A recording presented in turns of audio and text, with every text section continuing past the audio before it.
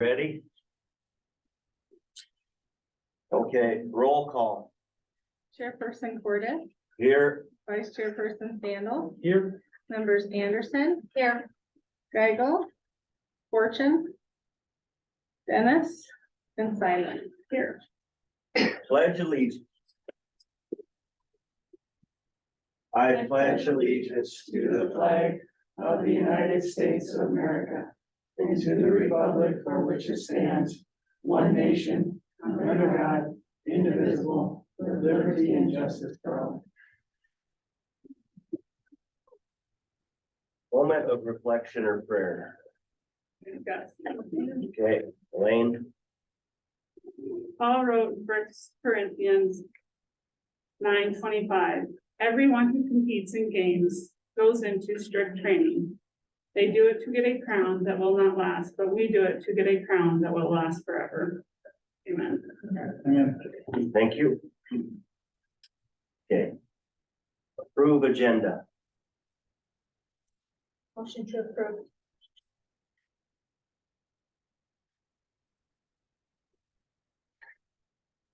I'll second it.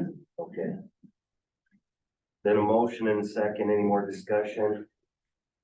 All in favor, say aye. Opposed, same sign. New business.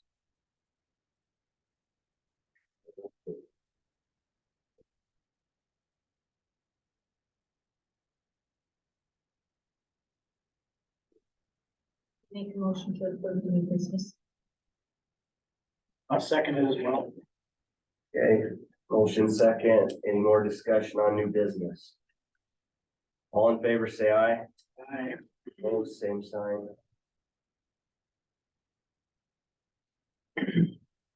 Approve consent agenda. Could I say something real quick? Yes. Spencer? On that bill list, the last one,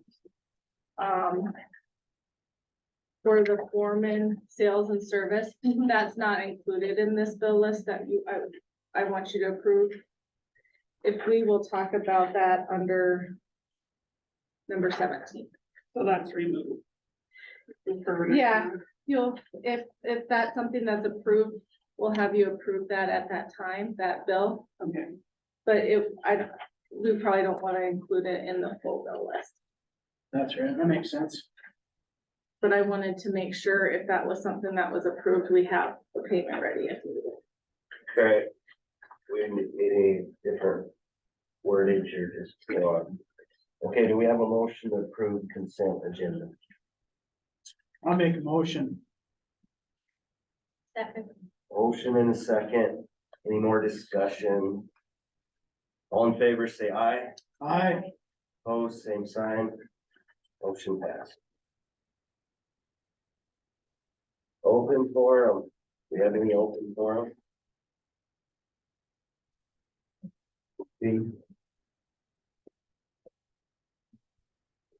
Nope. No open forum. Or I don't. This one is just a sign in, right? Mhm. They acknowledge. Yep. Committee reports. Budget negotiations and insurance. We did have a budget meeting last night. And me and Carolyn and Andy and Amy were there. We went over the proposed budget, I guess. We'll go over it Okay, we'll go over it again then, so. I guess, any updates on the insurance? Did we get a quote there yet? We haven't gotten a quote, unfortunately, about our property and liability insurance yet, so it's just holding tight. So I was assuming that we'd have it. They said mid-May, so I was hoping that we'd have it by tonight, but nothing yet. You got any more there? I don't know. Okay, we'll move down to the next one, then building grounds and transportation. That would be you, Rich. You got anything first?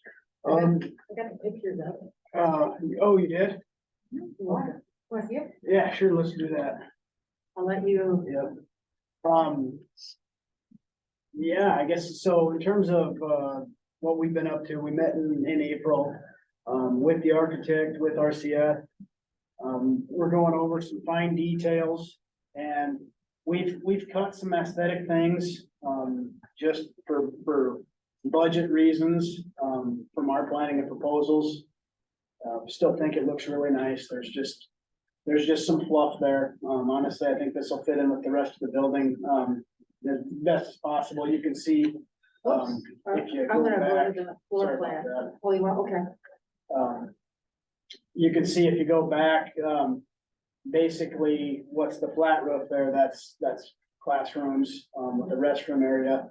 And then what's got the slanted roof, that's gonna be the wood shop, and then off over there is what would be the welding area. So we're going through some things like looking at, possible curtains to where you can kind of separate the spaces and see through. If you got a class on one side, you can see the class on the other side if they're working together. Just some kind of fine tuning details, messing around with the bathrooms a little bit. Is the roof gonna be the same as what we have on this building currently, or is it different? The roof line, on the flat area, I think is actually raised just a bit. I'd have to go in and actually look at the drawings. It's not much taller. Yeah, but I mean, as far as how they structured this one. is it Which one the same? has Yeah, that's what I'm wondering. Yeah, There there- was all the problems that we had with this one, Different, I'm wondering if they. So it's a different membrane coating. When they built the school in 05 or 04, I think, the coating and the sealant they used was, I guess, pretty new to market. So, what are we? Close to 20 years later, they've improved that dramatically, and from the sounds of it, I don't think they have much issue with it, so. And there is I a guess little, time will tell. there's a little slant to this too. Yeah, there is a little bit of a slant, so you're not sitting, that's where the problem with that stuff is, if you don't have any slant, you have water that just sits there. And it's pretty rough on it, but, This door right here allows you to go out on the road too. yeah. No, it's something that, I guess we're still, I don't know, I don't know what percentage we are through the design phase. The next thing we go on, I think, is they call more schematics, so more detailed drawings, not schematics, they call it, We're in schematic, I think. is it schematics? They're gonna get into There's more no detail. rail. There's the bathroom, 2 classrooms. There's the entrance. The woodworking area, the welding area. And this is where, we asked them to take a look at putting a curtain here and taking out this wall and putting a curtain here so you can see across. Have kids on one side or kids on the other, you can kind of run 2 classes at once if you can keep them moving a little bit. That way, Whoop. Where am I? Are they still talking about putting like a fence on the west side? no, Not gonna do that. This is all on the board files under buildings and grounds.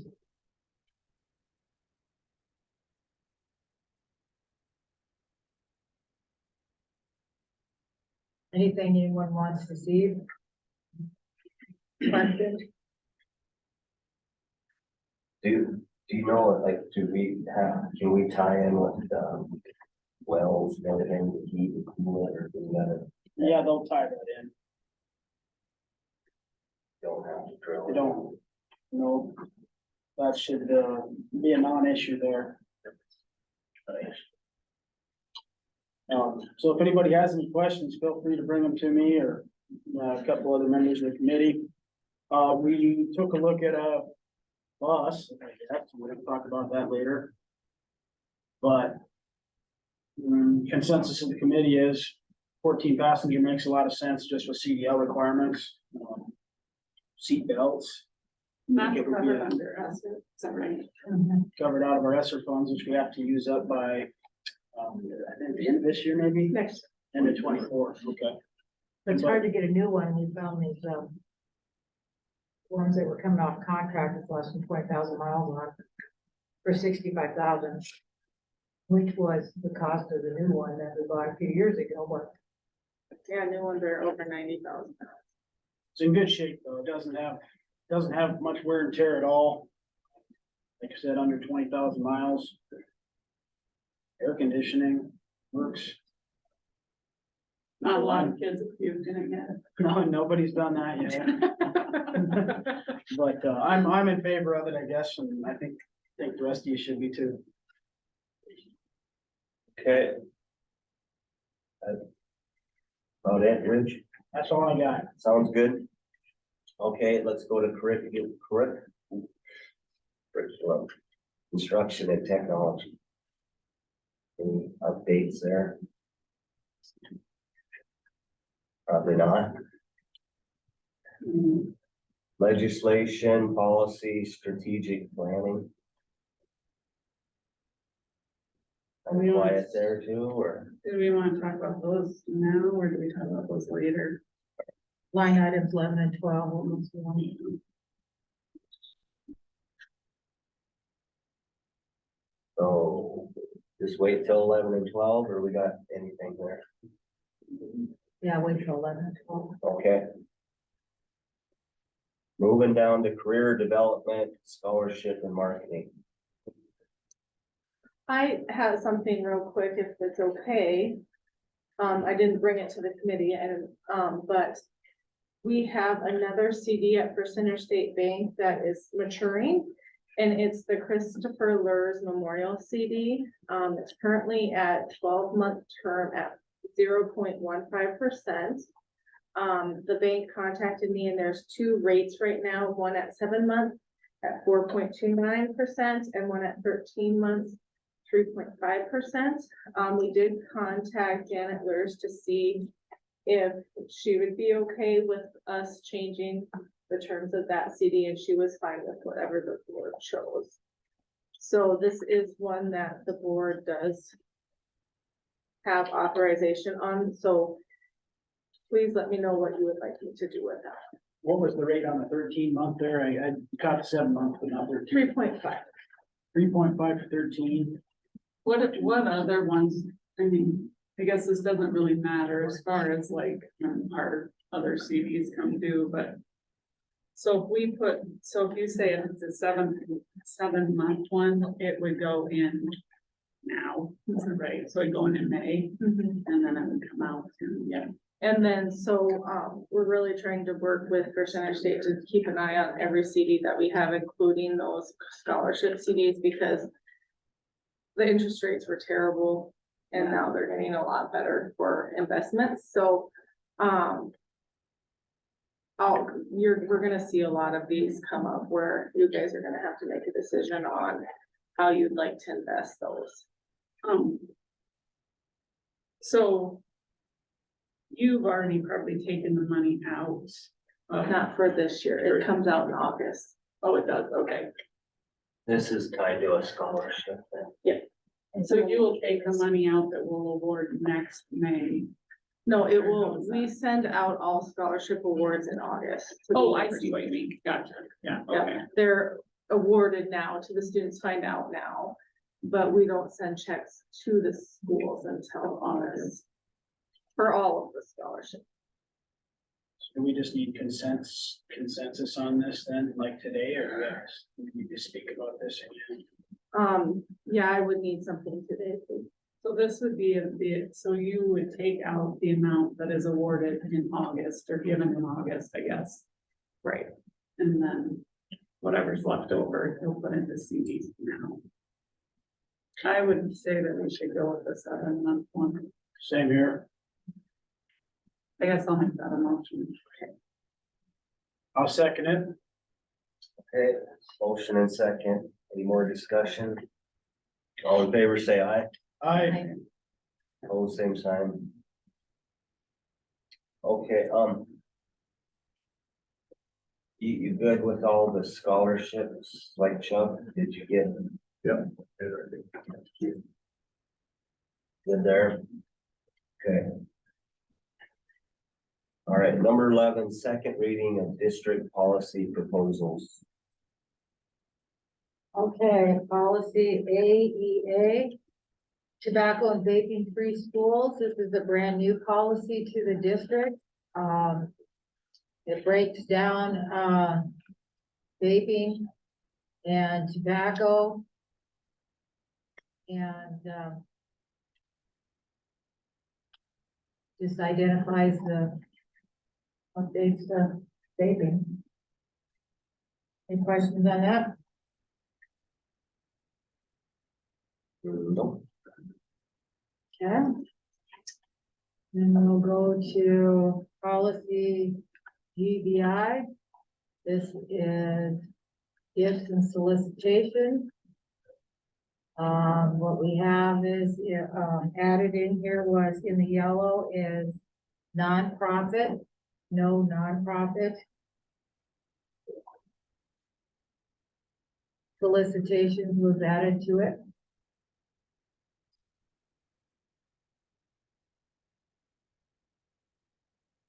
By the committee. This is the same as last one, right? No changes in between.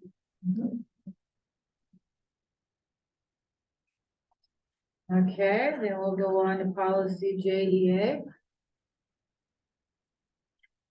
Compulsory attendance. This one here is to change, change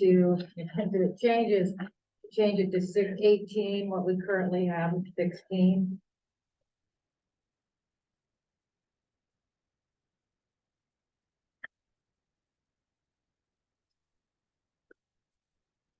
Okay. JFC, student conduct. What you'll see is highlighted is just added identification of student conduct. To what we currently already have.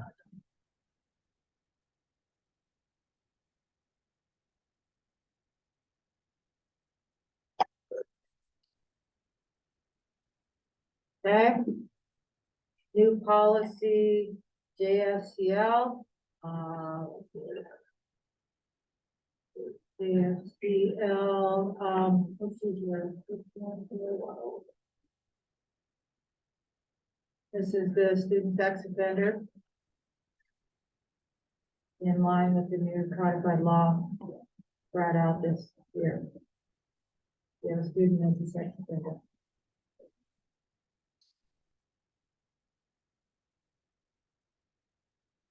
Anything on that one?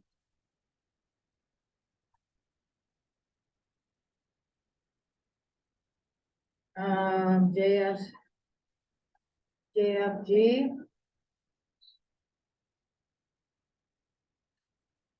In searches.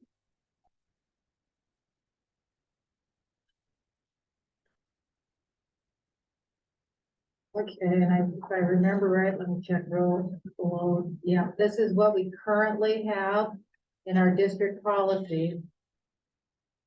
This is a recommended change from associated school boards. This here in yellow is the recommended change from the committee.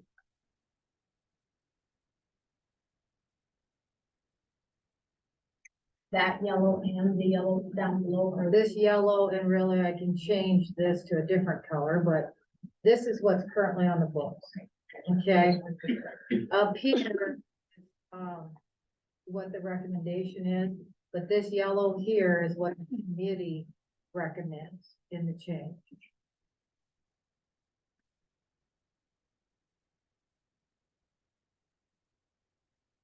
Any comments on that, or? If anybody has any questions, me and Lane or Hope, possibly help you answer them. Elaine and Hope probably more so than even I. But it's, I guess, in the best interests, I think to make sure parents are notified of trouble on school grounds, or at least given a chance to come and be present. Obviously, there's circumstances where that's just not going to happen. Emergencies are one of them, but we're trying to leave room for that, so.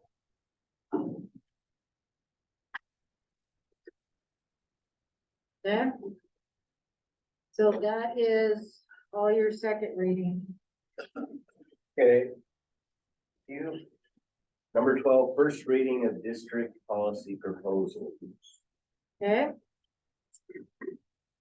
We're gonna start out with, let's see here, JFGA.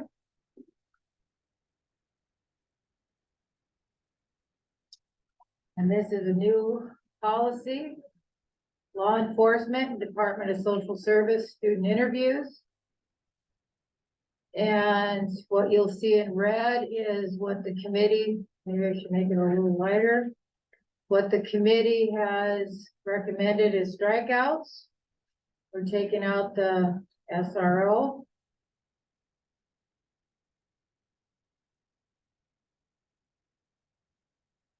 We have law enforcement will be allowed to contact and interview students at the school provided the section regarding alleged or suspected school-related criminal activity or involved situations. That is being struck out.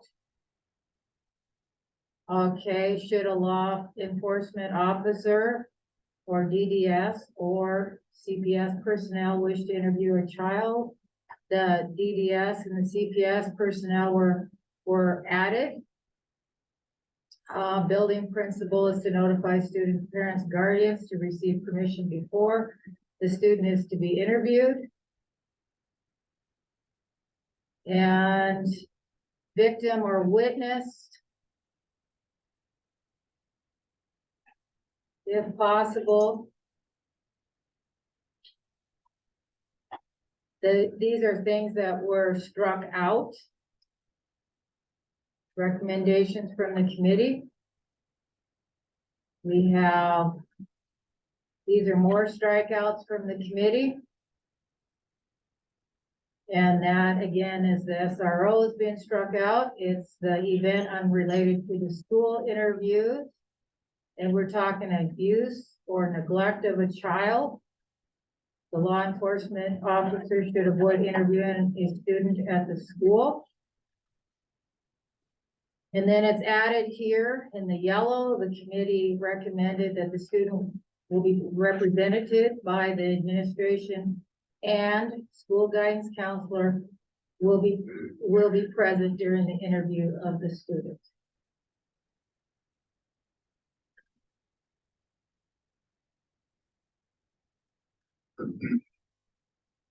I would like to address that last statement about the counselor and the administrator.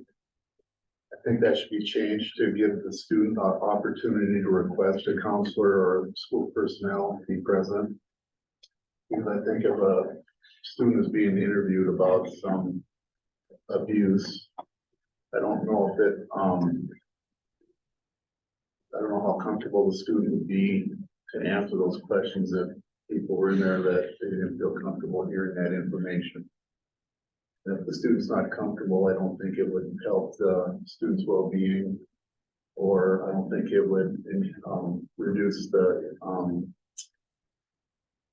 I don't think the student, I think the student may be more reluctant to give the right answer or the answers that the interviewer needs. So I think we should change that to student will have the option of asking or requesting that a school personnel be present. So could you just say the student may be represented? Just change one word, or I think the student, it should say something, the so student, that they know they have. they can request school personnel sit in if it. That makes sense. And I don't disagree with you on your comment, Chuck. My only concern is if you have a young kid, they aren't gonna do that. And I think it's important to have, if not a principal, at least your guidance counselor sitting in there, or a third party. I believe, I just think that is so important, not to just have a one-on-one discussion. I think that there needs to be another person in there. I'm just gonna say this is district policy and these situations change from time to time. There needs to be some sort of flexibility before you make it policy. I recommend it's procedure instead. I would also recommend that it's administrator and or school guidance counselor.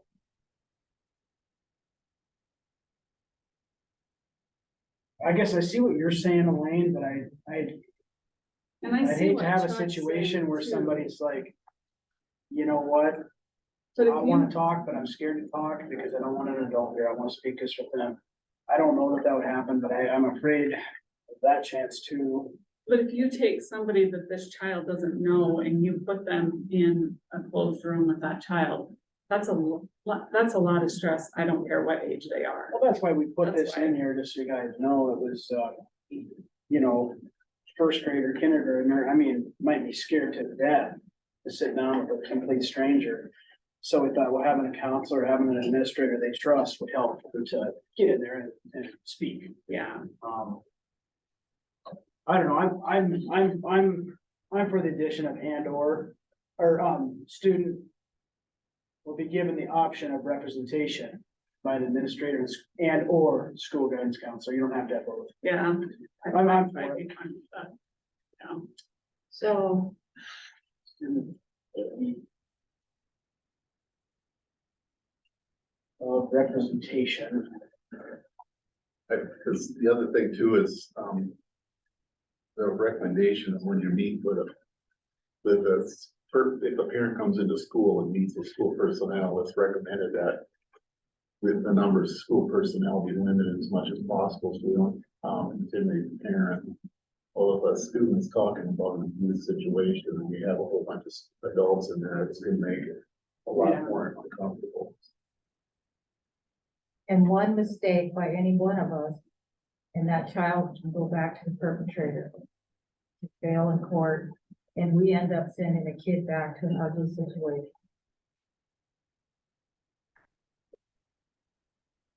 I think that looks better now. Thanks for that, Chuck. Okay.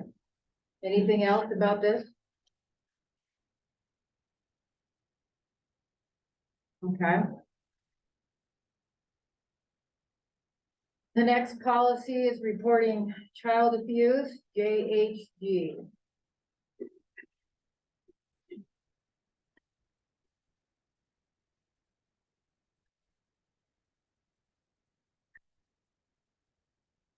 This is all recommended from the committee to be struck out. The term abused or neglected child means a child, and then it has all 10 of these descriptive areas. I'd like to address this too. Those 10 bulleted items are part of codified law already. I think if we keep it there, all the information that the school and any personnel is all in one spot. Because that's part of codified law already, all those definitions.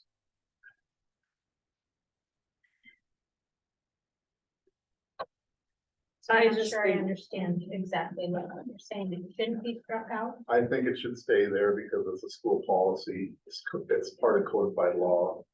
And everything is in on one location. It's a match, and then you could just go to the website and find this information that's listed in codified law. It's an alignment. So whether it's in there or not, we have to know all that. I think it'd be easier for the school personnel who are dealing with, reporting child abuse. It's all in one spot. I guess when we discussed it, we felt like we don't want to define, we don't want bullet lines. And we felt like if the teacher felt like if there was neglect or abuse,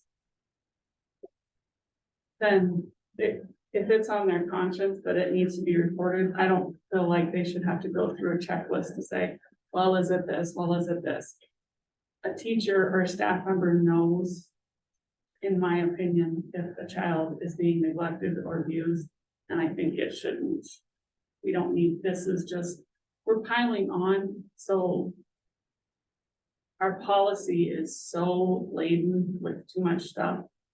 And that's why I felt like if you want to go look at the law, it's not that hard to go pull it up on our state website versus our policy book should just say, if a staff member feels like there's abuse or neglect, they need to report it, no matter what it is. I guess I'm not the one that has to go through it. I thought if we were making it easier to me to do my job would be if I suspect abuse. And 10 bullet points, so I thought I was making it easier to not be. It's just, there's so much jargon and wording. I don't know, we can talk some more about it. I guess I'm not, there's no, I don't have a problem with having that stuff in there. I just thought this makes it cleaner. I mean, wouldn't you agree? I do. If you guys think it's much easier the other way, I guess. I would Would you say be it's- able to reference which law? Because to me, I don't know, and I would be searching forever to try and find that. So if you actually put the codified law reference in there, so people would know where to go and actually see that, would that be an option? Well, the interpretation is a problem. We all interpret things differently, but having these bullet points in here clarified along with the. But if you had the law, you just said, here's the law. You want to reference it. Instead of that, I would be fine. I just don't want our policy book to become a law book, I guess. It should be, to me, your policy should be clear and short and to the point. And when you're talking about neglect and abuse, the staff member feels that a child is being neglected or abused. I don't think you should go through bullet points. That's, I guess, back to the same thing I said before. Do we have 2 more readings on this?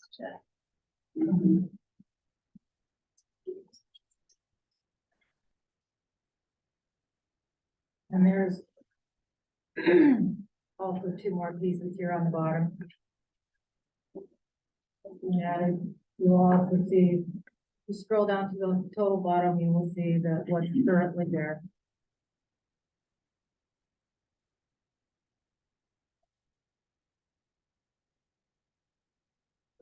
So the top part is what's struck and the yellow is what is gonna be added. This whole part is new. This red is what the committee's recommending strike. And this part here is new piece to it too. Why can't you just leave the 10 points in there and say this is South Dakota codified law? I would recommend. Because something might be abused according to that, but the teacher might not recognize it as abuse or see it as a teacher or coach or whatever.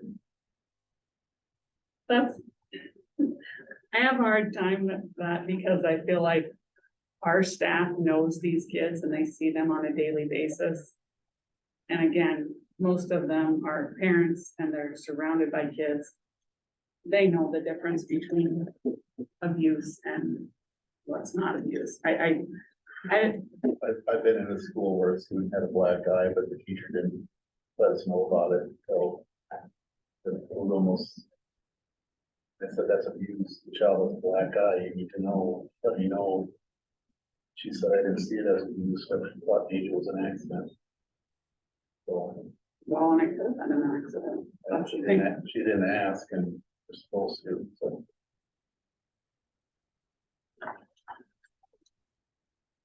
We'll talk this over and have another reading, of course, so it's definitely not final. Okay, Okay, the next policy is IGA, student organizations. Let's see here, we struck out students.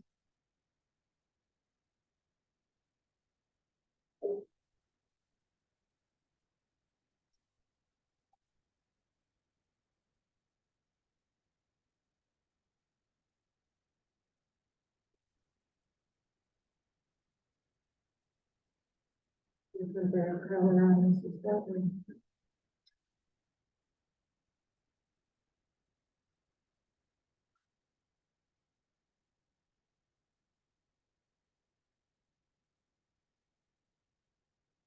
This is,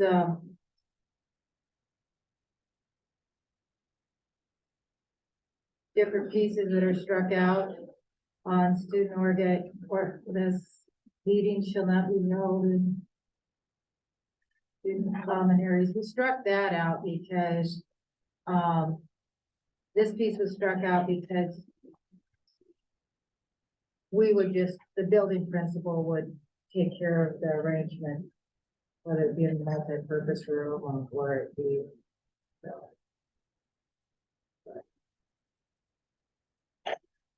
Anything else on that policy you want to say?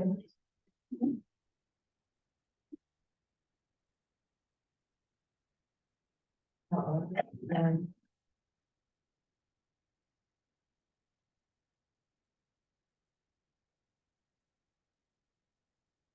And the yellow is being added into that. An approved monitor, and that's basically saying, you know, we have a group come in, and it might be the approved monitor, might be just the office personnel looking through the window, or it might be somebody that needs to sit in the room over the group.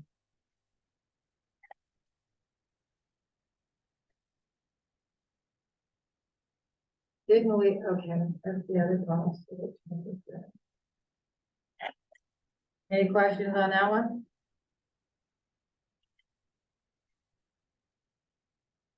Okay, the next one is the cousin to this one. It's IGDA1. Where are you? Here we go. Student organizations.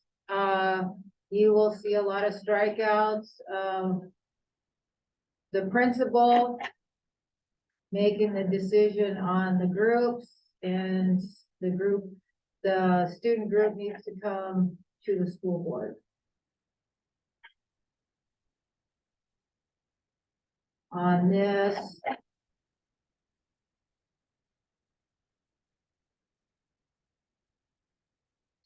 Any questions on that?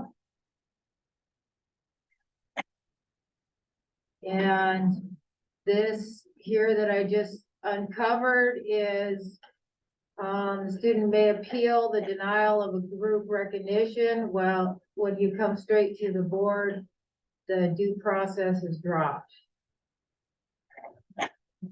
So, there's no appeals.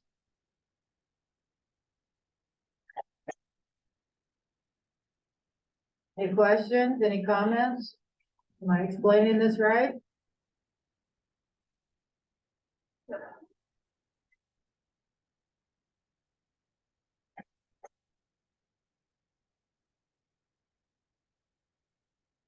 Okay. There you go, there's your first reading. Okay. 13, approval of accounting fund for building budget. Amy, you can help us. Sure. You'll notice in the budget that was sent out, an addition of a new fund, 41, it's a capital project fund. What this would do is would be good for historically, we could look back at that fund and all the building expenses for the CT project would be in one fund rather than looking into the capital outlay fund and have to dig and find all the specific expenses. I did contact one of my fellow business managers from Douglas, and that's what they do, and so does Bennett County. They both do a lot of building projects, and they recommend creating an additional fund just for that building project. And then once the project's done and all expenses are done, then we wouldn't have that fund anymore.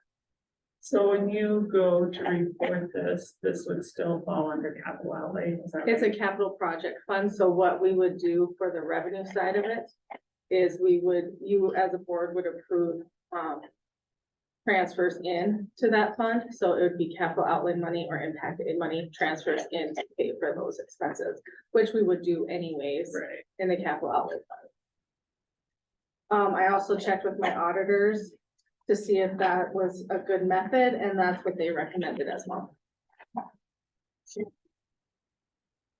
I make a motion to approve the new accounting fund for building project. Okay, motion and second, any more discussion? Building project, So there's no like, I think this is right, but you can move impact aid money into any of the funds, it Yep. doesn't matter. Yep. Okay. And We because just it's a can't capital have outlay. so much in our capital outlay, is that right? No, there's not a limit. The general. Right. Yeah, there's limits in general, we never get to those limits. But because it's also a capital outlay type of fund, there's not any limitations on how much we can transfer there. Any more discussion? All in favor, say aye. Aye. Opposed, same sign. Motion passes. Okay, approve the FY 24 preliminary budget. Revenues are. So you'll see that Fund 41 is in here, for your approval. Now, this is a rough draft. This is a preliminary budget. Schools are required to pass a preliminary budget by May. And then we will publish the budget, and then a final budget has to be passed by September. September is also when we will decide or have to let the county know how much you want to levy for the different funds. So that is something that, I suspect our budget committee will discuss more. Right now, the levy amounts that you see within the budget are what the current levy amounts are. So like we max levy in general, we max levied in special ed, and it was at the same levy amount for the capital outlay. We have one more year before we can get state aid and. Sped or something. SPED's a weird formula as far as if we're eligible for state aid. Currently, our need isn't at the minimum that the state requires for us to be eligible for state aid or for SPED state aid. Okay. So it depends on certain things. For us to be eligible for SPED state aid, we have to max levy. And we have to have a SPED student count that requires that need. So, we're not there yet. Do you have to max levy in just the general though for that, or is that including cap? It's not capital outlay. that's No, just- that's, max levying in general fund, you have to max levy in general fund to be eligible for general state aid. We're talking about SPED state aid or special ed state aid is different. That's a totally different fund and a different levy.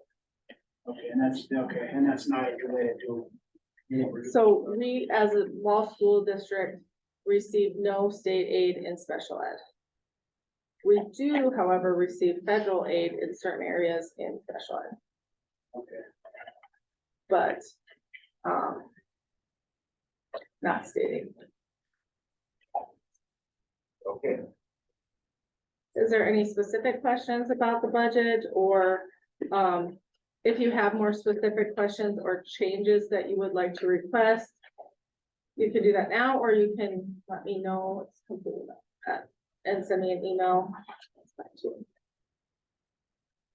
I did check Carolyn on that.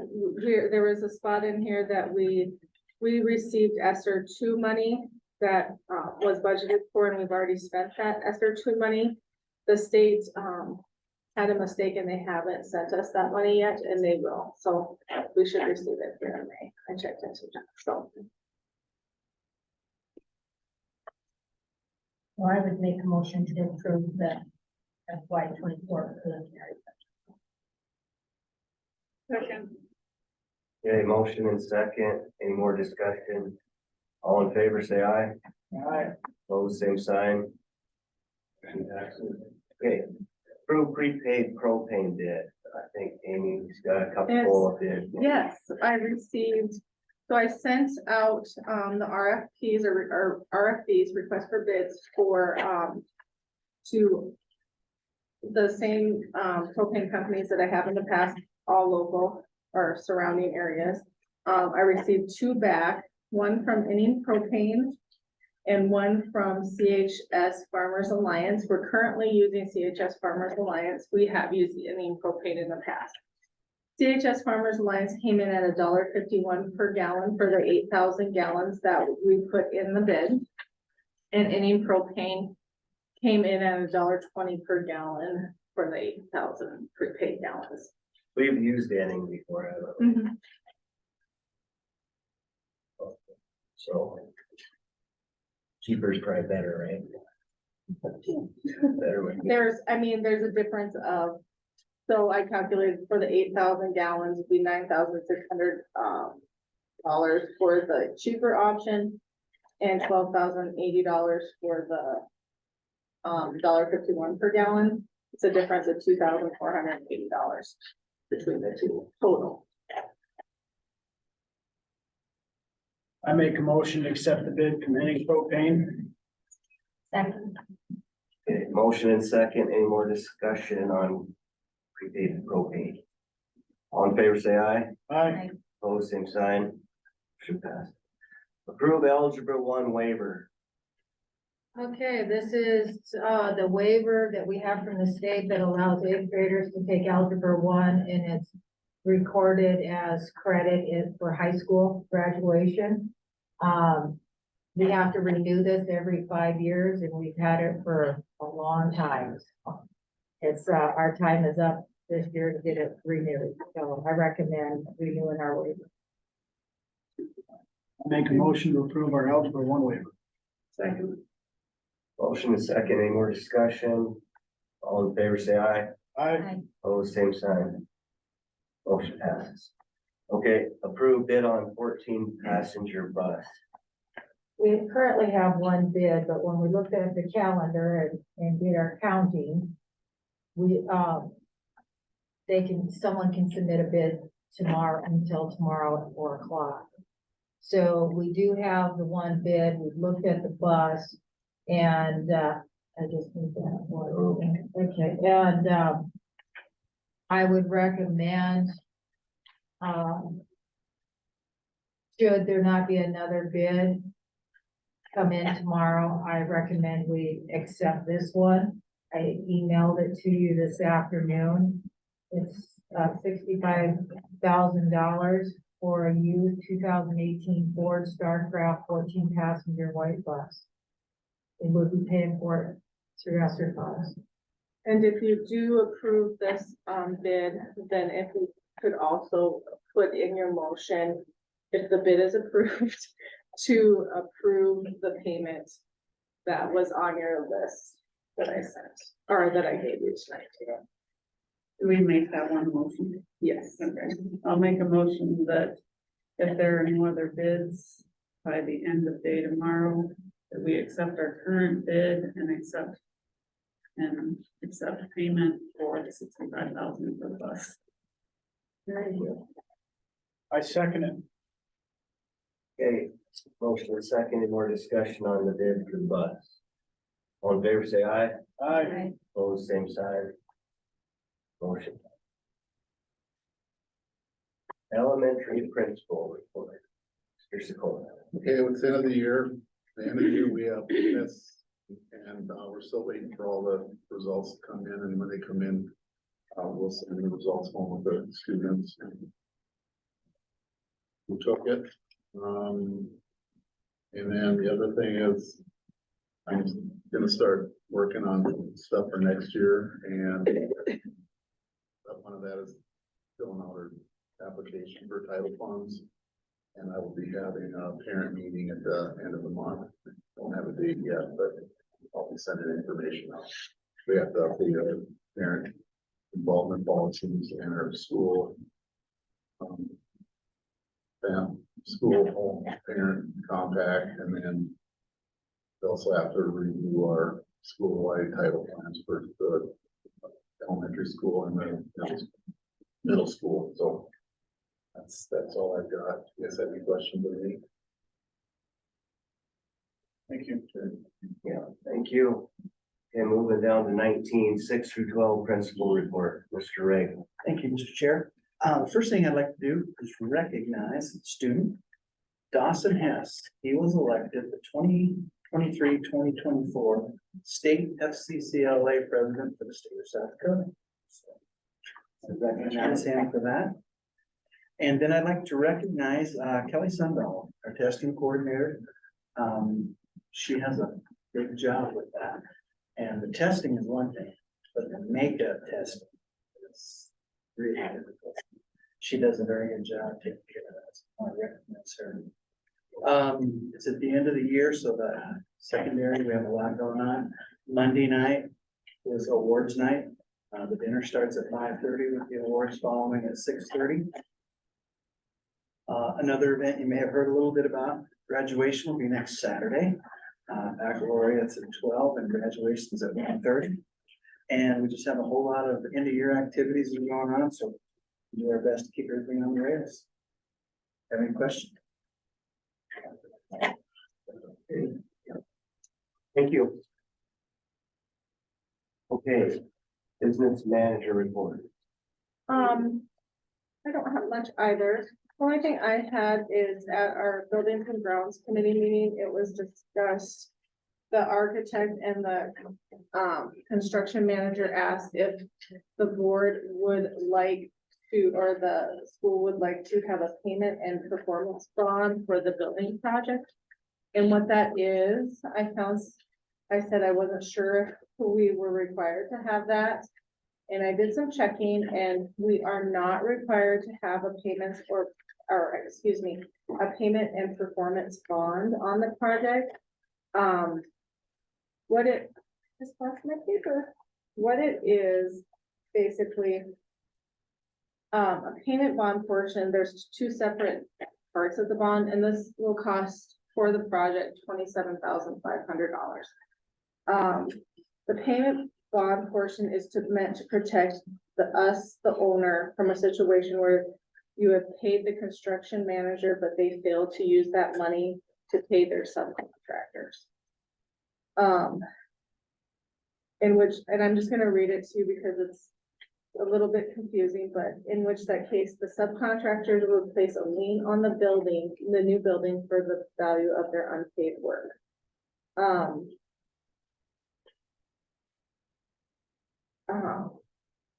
The architect said, and the construction manager said that a lot of schools and entities waive this bond because we're working with a reputable construction manager. They haven't ever had to have this happen in their long history of doing business. That was the payment bond portion.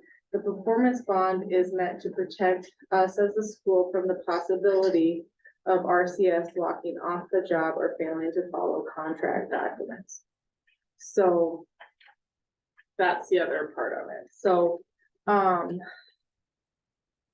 it's up to you guys if you would like to spend that $27,500 on this insurance policy, basically, or if that would be something that you would like to waive. I'll make one note. I was just gonna say, did they have a recommendation on the construction side of it? The architect said that they didn't feel that we needed it just because we're going with a reputable company. But it's still something that needs to be offered. The construction manager needs to offer that. RCS has never walked away from the job, never paid out a nickel to their bonding company. That's the only thing I was gonna know. It's never happened. So obviously in their situation, big reputable company like that, if they did that, they would probably be out of business, you know. So I think it's very unlikely. I would be in favor of waiving that. Okay. Motion for that? Wait, I'm sure you just want consensus. Our consensus is We fine. just It's want up to to make you you. aware. Okay, so your consensus is to waive that, okay. Save money. I'm also working, with our current property and liability insurance. From what I understand, and I will give you, more hard numbers next month, or the building committee, is that our current property and liability insurance has enough coverage in it for the building of this project. However, we do have the option of getting another, insurance coverage on that building project. They didn't have the premium cost for the other option, so, I'll bring that We just would have to have that before building takes place, and we're not there yet, so we should have time next month, and I should have those numbers back, but from the sounds of it, we don't need it, but we could get extra coverage if we so choose. That's all I have. Thank you. Thank you. Okay. Superintendent report, Dr. Pittman. Yes, thank you. I'd like to recognize Teacher Appreciation Week. I really truly appreciate the hardworking teachers that we have and support staff that we have in the school district. I'm very grateful to be a superintendent that has pretty full staff. There was an email that was sent out in our group superintendents Monday, talking about all the vacancies they had at each school. And I'm very grateful that I didn't have some of the situations that a lot of superintendents are looking at. School districts our size looking for close to a dozen teachers, and it's real. And you know, I advertised a social studies position for a week, and I didn't get so much as a phone call or an inquiry of any kind. And looking at the teacher placement this year on May 10th, it's pretty incredible. So I'm very grateful for what we have. So thank you very much to all you teachers and all the support staff. Workforce grant, we got it, $225,000. We're one of 5 schools that received one of those grants. The only other school in western South Dakota was Edgemont. I happened to be sitting next to Amy Burley when the announcements were coming out at the TIE conference, but we were elbowing each other and we were pretty happy. They are getting simulators, computer simulators for forklifts and different things so kids can train to get their CDLs and become heavy equipment operators there in their school building, whereas our $225,000 goes directly towards construction costs of our CTE wing. We're notified, Mrs. Trask was the lead on this one. E-rate will be receiving $31,698 for new Wi-Fi in the school building. That project will be starting immediately.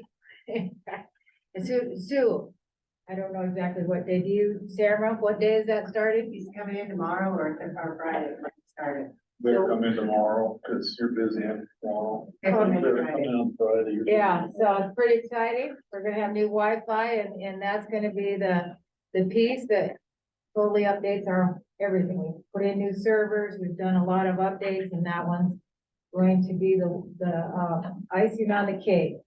We also received a Homeland Security grant.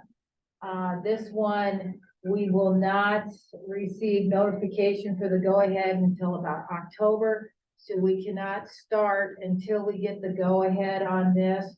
And that will put new external security systems on, or new security systems on the external doors, as well as the doors, both the library and to the entrance to the office system. So we can shut down this area right here, as well as put a panic button in. So we'll be probably looking at doing that project November, December.